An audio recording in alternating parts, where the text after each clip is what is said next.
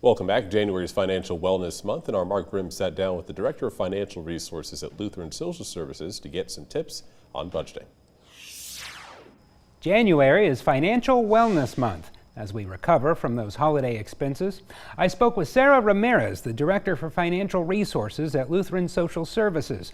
We discussed saving for retirement, creating a budget for the new year, and how to decide which expenses to eliminate. As you're looking at your budget, if you're finding that maybe you're not able to cover all your expenses, it starts with identifying what are the things that are a must. So we know we got to keep a roof over your head, got to pay the rent or the mortgage, got to keep the lights on, so you got to pay the utilities. We need a reasonable food budget.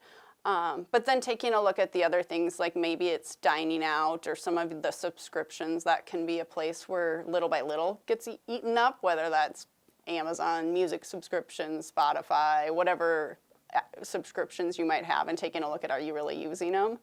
But then it really comes down to personal preferences.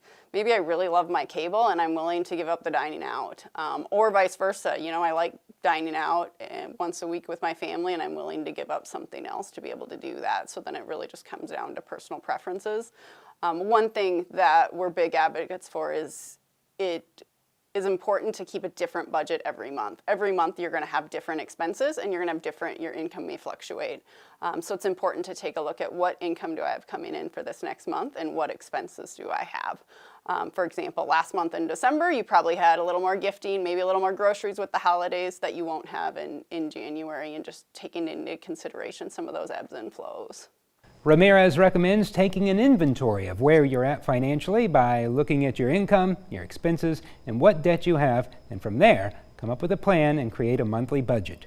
More of our conversation is over at dakotanewsnow.com. Mark Grimm, Dakota News Now.